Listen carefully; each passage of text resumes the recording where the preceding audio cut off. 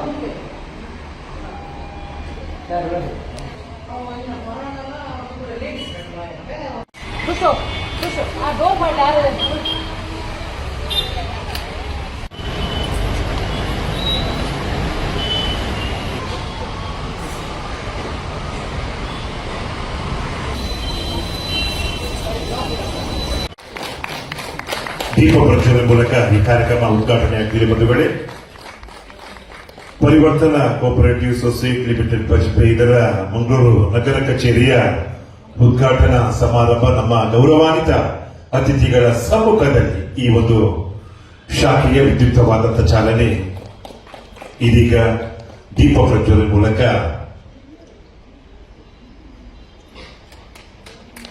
ಅಸತೋಮ ಸದ್ಗಮಯ ತಮಸೋಮ ಜ್ಯೋತಿರ್ಗಮಯ ಮೃತ್ಯೋರ್ಮ ಅಮೃತಂಗಮಯ. ಕತ್ತಲೆಯಿಂದ ಬೆಳಕಿನೆಡೆಗೆ, ಅಜ್ಞಾನದಿಂದ ಸುಜ್ಞಾನದ ಬೆಳಕಿನೆಡೆಗೆ, ಅಸತ್ಯದಿಂದ ಧರ್ಮದಲ್ಲಿ ಕೊಂಡೊಯ್ಯುವಂತಹ ಈ ದೀಪ ಪ್ರಜ್ವಲನೆ ಬಂಧುಗಳೇ, ಪರಿವರ್ತನ ಜಗದ ನಿಯಮ ಅನ್ನುವ ನುಡಿಯಂತೆ ಅದರೊಂದು ಮೊದಲಿನ 4-5 ವರ್ಷದ ಸಂದರ್ಭದಲ್ಲಿ ಎಷ್ಟು ಕಷ್ಟ ಇದೆ ಅಂತ ಹೇಳಿ, ಅದು ನಾವು ನಮ್ಮದೊಂದು ಸೊಸೈಟಿ ಪೋಸ್ಟಲ್ ಮತ್ತು BSNL ಸೊಸೈಟಿ ಇದೆ, ಅದು 60 ವರ್ಷವನ್ನು ಈ ವರ್ಷ ಪೂರೈಸಿತು. ಆ 60 ವರ್ಷದ ಮೊದಲು ಅದನ್ನು ಸ್ಥಾಪಿಸಿದವರು ಒಬ್ಬರಿದ್ದರು. ಆಗ ಅವರಿಗೆ 29 ವರ್ಷ, ಈಗ 89 ವರ್ಷ. ಅವರೆಲ್ಲ ಎಷ್ಟು ಕಷ್ಟಪಟ್ಟಿದ್ದಾರೆ ಅಂತ ಹೇಳಿದ್ರು. ಅದೆಲ್ಲ ನಮಗೆ ನೆನಪಿಗೆ ಬಂತು. ಯಾಕೆಂತ ಹೇಳಿದ್ರೆ, ಒಂದು ಸೊಸೈಟಿಯನ್ನು ಮೊದಲು ಸ್ಟಾರ್ಟ್ ಮಾಡುವಾಗ ಅದಕ್ಕೆ ಒಂದು ಶೇರ್ ಬಂಡವಾಳವನ್ನು ಕ್ರೋಢೀಕರಿಸಬೇಕಿದ್ರೆ ಎಷ್ಟು ಕಷ್ಟ ಇದೆ. ಅದನ್ನು ಹೆಗಲ ಮೇಲೆ ಈ ಫಸ್ಟಿಗೆ ಅದನ್ನು ನಮ್ಮ ಗ್ರಾಮೀಣ ಅಂಚೆ ನೌಕರರ ಒಂದು ಸಂಘ ಇತ್ತು ನಮ್ಮ ಐಕಳದಲ್ಲಿ. ಅದನ್ನು ಮತ್ತೆ ಪರಿವರ್ತನೆ ಮಾಡಿ ಆ ಸಮಯದಲ್ಲಿ ವಿಲಿಯಂ ರೋಬರ್ ಅವರು ಅದರ ಅಧ್ಯಕ್ಷರಾಗಿದ್ದರು. ಅದರ ಮೇಲೆ ಅವರು ಬೇರೆಯವರಿಗೆ ಅದನ್ನು ಹಸ್ತಾಂತರ ಮಾಡಿದರು. ಮತ್ತೆ ಅದನ್ನು ಮುನ್ನಡೆಸಿಕೊಂಡು ಹೋಗಿ ಇಲ್ಲಿಯವರೆಗೆ ಈಗ 3-3.5 ವರ್ಷ ಆಯಿತು. ಆದರೆ ಆ ಒಂದು ಸಹಕಾರ ಸಂಘವನ್ನು ಅಷ್ಟು ಸಮರ್ಥವಾಗಿ ಮೊದಲಿನ ಫಸ್ಟ್ 5 ವರ್ಷ 10 ವರ್ಷ ಅದನ್ನು ನಿರ್ವಹಿಸುವುದು ತುಂಬಾ ಕಷ್ಟ ಇದೆ. ಆ ಜವಾಬ್ದಾರಿಯನ್ನು ತಗೊಂಡಿದ್ದಾರೆ. ಅದಕ್ಕೆ ನಾವು ಆದಷ್ಟು ಬೆಂಬಲವನ್ನು ನಾವು ಕೂಡ ಕೊಡಬೇಕಾಗ್ತದೆ. ಹಾಗಾಗಿ ಅವರ ಈ ಏನು ಸಹಕಾರ ಸಂಘ ಮಾಡಿದ್ದಾರೆ, ಅದರಿಂದ ಎಷ್ಟೋ ಜನರಿಗೆ ಸಾಲ ತಗೊಂಡಿರ್ಬೋದು, ಅದರಲ್ಲಿ ತುಂಬಾ ಪ್ರಯೋಜನವನ್ನು ಅವರು ಪಡೆದುಕೊಂಡಿರ್ಬೋದು, ಅವರ ಕುಟುಂಬವನ್ನು ನಡೆಸಿಕೊಂಡಿರ್ಬೋದು, ಉದ್ಯಮ ಕೂಡ ಮಾಡಿಕೊಂಡಿರ್ಬೋದು. ಅದನ್ನೆಲ್ಲ ಒಂದು ಒಳ್ಳೆ ರೀತಿ ಒಳ್ಳೆಯ ಒಂದು ಸೊಸೈಟಿ ಮಾಡುದು ಅಂತ ಹೇಳಿದ್ರೆ ಒಂದು 10 ಜನರಿಗೆ ಉಪಕಾರ ಆಗಬೇಕು ಅಂತ ಒಂದು ಸೊಸೈಟಿಯನ್ನು ಪ್ರಾರಂಭಿಸುದು. ಆದ್ರೆ ಅದರ ಜವಾಬ್ದಾರಿ ಹೊತ್ತುಕೊಂಡವರು 4-5 ಜನ ಇರ್ತಾರೆ. ಅವರೇ ಕಷ್ಟಪಡಬೇಕಾಗ್ತದೆ, ಅವರೇ ಅದರಲ್ಲಿ ತುಂಬಾ ಕಷ್ಟಪಡಬೇಕಾಗ್ತದೆ, ನೋವುಗಳಿರ್ತದೆ. ಅದನ್ನೆಲ್ಲ ಮೆಟ್ಟಿ ನಿಂತು ತಮ್ಮ ಹೆಗಲ ಮೇಲೆ ಜವಾಬ್ದಾರಿ ತಕೊಂಡು ಇದನ್ನು ಮಾಡ್ತಾ ಇದ್ದಾರೆ. ಅವರಿಗೆ ದೇವರು ಒಳ್ಳೆಯದನ್ನು ಮಾಡಿ ಇನ್ನು ಮುಂದೆ ಕೂಡ ಈ ಸೊಸೈಟಿ ಒಂದು ಒಳ್ಳೆ ರೀತಿಯಲ್ಲಿ ನಡೆದುಕೊಂಡು ಹೋಗ್ಲಿ, ಒಳ್ಳೆ ಹೆಸರು ಬರಲಿ. ಅದಕ್ಕೆ ನಮ್ಮ ದಕ್ಷಿಣ ಕನ್ನಡ ಜಿಲ್ಲೆ ಇಡೀ ಕರ್ನಾಟಕದಲ್ಲಿ ಒಂದು ಒಳ್ಳೆ ಹೆಸರು ಬರಲಿ, ಒಳ್ಳೆ ರೀತಿಯಲ್ಲಿ ನಡೆಸ್ಕೊಂಡು ಹೋಗಿ. ಮತ್ತೆ ಇನ್ನು ಮುಂದೆ ಕೂಡ ಅದು ಯಾವುದೇ ಒಂದು ಡೆವಲಪ್ಮೆಂಟ್ ಆಗುವುದಾದ್ರೆ ಪುನಃ ಸದಸ್ಯತ್ವ ಜಾಸ್ತಿ ಮಾಡೋದಿರಲಿ, ಡೈರೆಕ್ಟರ್ಸ್ ಅನ್ನು ಜಾಸ್ತಿ ಮಾಡೋದಿರಲಿ, ಇನ್ಕ್ಲೂಸಿವ್ ಆಗಿ ಎಲ್ಲರನ್ನು ಸೇರಿಸಿಕೊಂಡು ಒಂದು ಒಳ್ಳೆ ರೀತಿಯಲ್ಲಿ ಸೊಸೈಟಿಯನ್ನು ನಡೆಸಿಕೊಂಡು ಹೋಗಿ ಅವರು. ಮತ್ತೆ ಇದು ಒಂದು ಒಳ್ಳೆ ಒಂದು ಸೊಸೈಟಿಯಾಗಿ ನಮ್ಮ ರಾಜ್ಯದಲ್ಲಿ ಒಂದು ಹೆಸರು ಬರಲಿ ಅಂತ ನನ್ನ ಒಂದು ಹಿತನುಡಿಯನ್ನು ನಾನು ಹೇಳಿ ನನ್ನಲ್ಲಿ ಸಭೆಗೆ ಕರೆದವರಿಗೆ ಶ್ರೀ ಕೃಷ್ಣಾನಂದಜಿಯವರ ಮುಂದಾಳತ್ವದಲ್ಲಿ ತುಂಬ ಚೆನ್ನಾಗಿದೆ. ಬರೀ 3 ವರ್ಷದಲ್ಲಿ ಅವರು ಈಗ ಅದನ್ನು ಮುನ್ನಡೆಸಿದ ರೀತಿ ಅಮೋಘವಾಗಿತ್ತು. ಅದರ ಮೊದಲ ಮಂಗಳೂರಿನ ಬ್ರಾಂಚ್ ಅದು ನಾವು ಗ್ರಾಮೀಣದಲ್ಲಿ ಶುರು ಮಾಡಿದಾದರೂ ಇಲ್ಲಿ ಮಂಗಳೂರಲ್ಲಿ ಒಂದು ಬ್ರಾಂಚ್ ಮಾಡೋದು ಅಷ್ಟೇ ಕಷ್ಟ ಇದೆ. ಯಾಕಂದರೆ ಸುಸಜ್ಜಿತವಾದ ಕಂಪ್ಯೂಟರ್ ಬ್ರಾಂಚ್ ಅನ್ನು ಮಾಡುವುದಾದ್ರೆ ಬಹಳಷ್ಟು ಕಷ್ಟಗಳಿದ್ದಾವೆ. ಅದರಲ್ಲಿ ಅವರು ಸಾಧಿಸಿ ತೋರಿಸಿದ್ದಾರೆ. ಬರೀ 3 ವರ್ಷದಲ್ಲಿ ಅವರ ಸಾಧನೆ ಅಮೋಘವಾದದ್ದು. ಅದರಲ್ಲಿ ಅವರದೀಗ ಅದು ಅಲ್ಲದೆ ಸಹಕಾರ ಸಂಘಗಳು ನಮ್ಮ ದೇಶದ ಬೆನ್ನೆಲುಬುಗಳು. ಭಾರತವು 145 ಕೋಟಿ ಜನಸಂಖ್ಯೆಯನ್ನು ಹೊಂದಿದ್ದು ವಿಶಾಲವಾದ ದೇಶ. ಇಲ್ಲಿ ಸಹಕಾರ ಸಂಘಗಳಿಗೆ ಪ್ಯಾರಲಲ್ ಆಗಿ ಎಷ್ಟೋ ರಾಷ್ಟ್ರೀಕೃತ ಬ್ಯಾಂಕ್ಗಳು, ಖಾಸಗಿ ಬ್ಯಾಂಕ್ಗಳು ಇದ್ದರೆ ಸಹಕಾರ ಸಂಘಗಳ ಅವರ ಒಂದು ಕಾರ್ಯ ಅಮೋಘವಾದದ್ದು. ಯಾಕಂದರೆ ಸಹಕಾರ ಸಂಘಗಳು ಗ್ರಾಮೀಣ ಭಾಗದಲ್ಲಿ ಅದು ಅಲ್ಲದೆ ತಮ್ಮ ಸದಸ್ಯರ ಯಾವುದೇ ಆರ್ಥಿಕ ಮುಗ್ಗಟ್ಟುಗಳನ್ನು ಪರಿಹರಿಸಲಿಕ್ಕೆ ಸುಲಭ ಸಾಧ್ಯವಾದ ಸಾಲಗಳನ್ನು ವಿತರಿಸುತ್ತವೆ. ಅದೇ ರೀತಿ ಎಲ್ಲ ತರಹದ ಠೇವಣಿಗಳನ್ನು ಈ ಪರಿವರ್ತನಾ ಗ್ರಾಮೀಣ ಬ್ಯಾಂಕ್ ಕೊಡ್ತಾ ಇದೆ. ಕ್ಷೇತ್ರದಲ್ಲಿ ಬಂಡವಾಳದ ಅವಶ್ಯಕತೆ ಇದ್ದಾಗ ನಾವು ಇಂತಹ ಸೊಸೈಟಿ ಅಥವಾ ಬ್ಯಾಂಕ್ ಅನ್ನ ಸಂಪರ್ಕಿಸ್ತೀವಿ. ಮನುಷ್ಯನ ಮುಖ ಎಲ್ಲರಿಗೂ ಕಾಣ್ತದೆ, ಆದರೆ ಕಾಣದೇ ಇರುವಂತಹದ್ದು ನಮ್ಮ ಮನಸ್ಸು ಮಾತ್ರ. ಮನಸ್ಸು ಯಾರಿಗೂ ಕಾಣೋದಿಲ್ಲ. ಅದೇ ರೀತಿ ಈ ಸೊಸೈಟಿಯನ್ನ ಪ್ರಾರಂಭ ಮಾಡಬೇಕಾದ್ರೆ ಈ ಹಿಂದೆ ಇದನ್ನ ಯಾರು ಪ್ರಾರಂಭಿಸಿದರು ಅದು ಮುಂದೆ ನಡೆಯದೇ ಇದ್ದಾಗ ಆ ಸಂಸ್ಥೆಯನ್ನ ಅದರ ಸಿಬ್ಬಂದಿ ವರ್ಗ ಮತ್ತು ಆಡಳಿತ ಮಂಡಳಿಯಿಂದ ಸಂಪರ್ಕಿಸಿ ಇದನ್ನ ಸುಪರದಿಗೆ ತಕೊಂಡು ಈ ಸಂಸ್ಥೆಯನ್ನ ಗ್ರಾಮೀಣ ಪ್ರದೇಶದಲ್ಲಿ ಅದು ಕೂಡ ಬಜಪೆಯಲ್ಲಿ ಪ್ರಾರಂಭವಾದ ಒಂದು ಶಾಖೆ, ಅದರ ಒಂದು ಬಹಳ ವ್ಯವಸ್ಥಿತವಾದ ಶಾಖೆಯನ್ನ ಮಂಗಳೂರಿನಲ್ಲಿ ಪ್ರಾರಂಭಿಸುವುದೇ ಅಷ್ಟು ಸುಲಭದ ಕೆಲಸ ಅಲ್ಲ. ಯಾವುದಾದ್ರೆ ಒಂದು ಚಾಲೆಂಜಿಂಗ್ ಡೇ. ಈಗ ಮರುಪಾವತಿ ಮಾಡುವಂಥದ್ದು ಹೇಗೆ, ವಸೂಲಾತಿ ಮಾಡುವಂಥದ್ದು ಹೇಗೆ, ಅದೇ ರೀತಿ ಹಾಕುವಂತಹ ಅನೇಕ ನಿಬಂಧನೆಗಳು.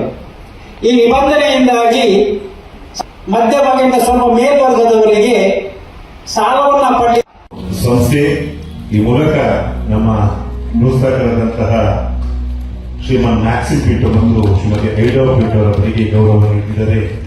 ನಮ್ಮ ಅಧ್ಯಕ್ಷರಾದಂತಹ ಕೃಷ್ಣಾನಂದ ಡಿ ಅವರು, ವಿಲಿಯಂ ಇಗೋಬೋರ್ ಅವರು ಮಾಜಿ ಅಧ್ಯಕ್ಷರು, ಪರಿವರ್ತನಾ ಗ್ರಾಮೀಣ ಸಹಕಾರ ಸಂಘ ನಿಯಮಿತ ಬಜಪೆ.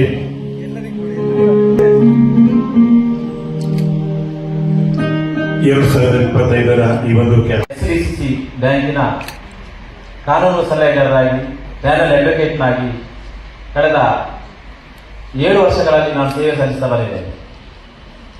ನಿಜವಾಗಿಯೂ ಸಹಕಾರಿ ರಂಗದ ಒಂದು ಕಾನೂನು ವೃತ್ತಿ ನಿಜಕ್ಕೂ ನನ್ನ ಒಂದು ನೆಚ್ಚಿನ ಕೆಲಸ ಮತ್ತು ನನ್ನನ್ನು ಒಬ್ಬ ವಕೀಲರಾಗಿ ಅತ್ಯಂತ ಹೆಚ್ಚು ಗುರಿಗೊಳಿಸಿದ್ದು ಕೂಡ ನನ್ನ ಸಹಕಾರಿ ರಂಗದಲ್ಲಿ ನನ್ನ ಕಾನೂನು ವೃತ್ತಿ. ಸಹಕಾರಿ ನನಗೆ ಈ ಮೊದಲು ನಾನು ಸುವರ್ಣ ನ್ಯೂಸ್ ರಿಪೋರ್ಟರ್ ಆಗಿದ್ದಾಗ 2007ರಲ್ಲಿ ನಿಮಗೆಲ್ಲ ಆಶ್ಚರ್ಯ ಆಗಿರ್ಬೋದು. ನಾನು ಆಗ ಈ ಜಿಲ್ಲೆಗೆ ಹೊಸಬನಾಗಿದ್ದೆ. ಇಲ್ಲಿಂದ ಹೈದರಾಬಾದಲ್ಲಿ, ಹಾಸನದಲ್ಲಿ, ಬೆಂಗಳೂರಲ್ಲಿ TV9 ಮತ್ತು ETVಯಲ್ಲಿ ಕೆಲಸ ಮಾಡಿ ನಾನು ಇಲ್ಲಿ 7 ವರ್ಷದ ನಂತರ ಇಲ್ಲಿ ಬಂದಾಗ 2007ರಲ್ಲಿ ಫಸ್ಟಿಗೆ ಕರೆದು ನನಗೆ ಸಾಲ ಕೊಟ್ಟದ್ದು SDCC ಬ್ಯಾಂಕಿನ ಕೊಡಿಯಲ್ ರೈಸ್ ಆಗಿದೆ.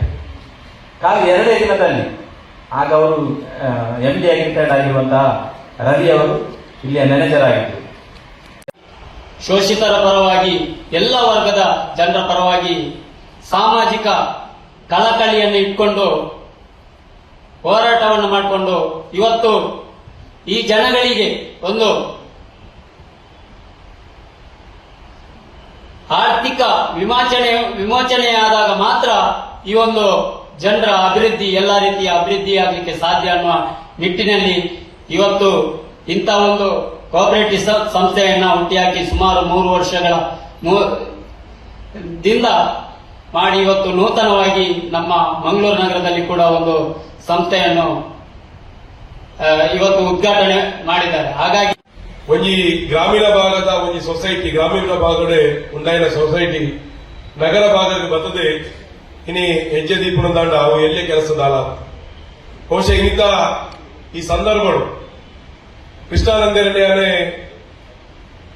ಬಹಳ ವರ್ಷದ ಅವರ ಪರಿಚಯ ಎಂಗಳ ಚಳವಳಿದ ಎಂಗಳ ಒಡನಾಡಿ ಚಳವಳಿ ಒಟ್ಟಿಗೆ ಕೆಲಸ ಮಾಡ್ತಾರೆ ಅರ್ನ ಆ ಗುರಿ ಧ್ಯೇಯ ಉದ್ದೇಶ ಬಹುಶಃ ಇನಿ ಜನಗಳಿಗೆ ಗೊತ್ತಾವದು ಒಂಜಿ ಸವಾಲದ ಒಂಜಿ ಮುಚ್ಚಿದಿತ್ತಿನ ಒಂಜಿ ಸೊಸೈಟಿನಿ ದೆತ್ತೊಂದು ಒಂಜಿ ಮಲ್ಲ ಸವಾಲದ ಕೆಲಸ ಆ ಸವಾಲದ ಕೆಲಸನೇ ಬಹಳ ಸರಳವಾದ ಐನು ಸ್ವೀಕಾರ ಮಾಡ್ತದೆ ಇನಿ ಐಟ ಅದ್ಭುತವಾದ ಒಂಜಿ ಸಾಧನ ಮಲ್ಪನ ಮುಖಾಂತರ ಇನಿ ಗ್ರಾಮೀಣ ಭಾಗದ ನಗರ ಭಾಗದ ಈ ಸೊಸೈಟಿನಿ ಕಳಪನ ಮೂಲಕ ಒಂಜಿ ಮಹತ್ತರವಾದ ಹೆಜ್ಜೆನೆ ದೀತೇನೆ ಎಂಪ್ಲಾಯೀಸ್ ಗಳಿದ್ರು ನಾನು ಅವರಲ್ಲಿ ಸಂಪರ್ಕಿಸಿ ನಾನು ಕೇಳಿದಾಗ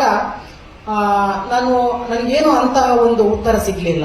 ಕೊನೆಗೆ ನಾನೇ ಸ್ಟಡಿ ಮಾಡಲಿಕ್ಕೆ ಪ್ರಾರಂಭ ಮಾಡಿದೆ. 1959 ಕೋಆಪರೇಟಿವ್ ಆಕ್ಟ್ ಪುಸ್ತಕ 1959 ಸಹಕಾರ ಸಂಘಗಳ ನಿಯಮ ಕಾಯ್ದೆ ಪುಸ್ತಕವನ್ನು ಸ್ಟಡಿ ಮಾಡಲಿಕ್ಕೆ ಪ್ರಾರಂಭ ಮಾಡಿದೆ. ಆದ ನಂತರ ನನಗೆ ಒಂದ್ಸಲ ನಾವು ನಮ್ಮ ಕೆಲವು ಫ್ರೆಂಡ್ ಸರ್ಕಲ್ ಎಲ್ಲ ಸೇರಿ ನಾವು ಸೊಸೈಟಿ ಪ್ರಾರಂಭಿಸಬೇಕಂತ ಒಂದು ಸಭೆ ಸೇರಿದೆವು. ನಮ್ಮ ದಿವಂಗತ ಭಾಸ್ಕರ್ ಅವರ ಅಲ್ಲಿ ಕೇಳಿಕೊಂಡಾಗ ಸಭೆ ಸೇರು ಅಂತ ಹೇಳಿದ್ರು.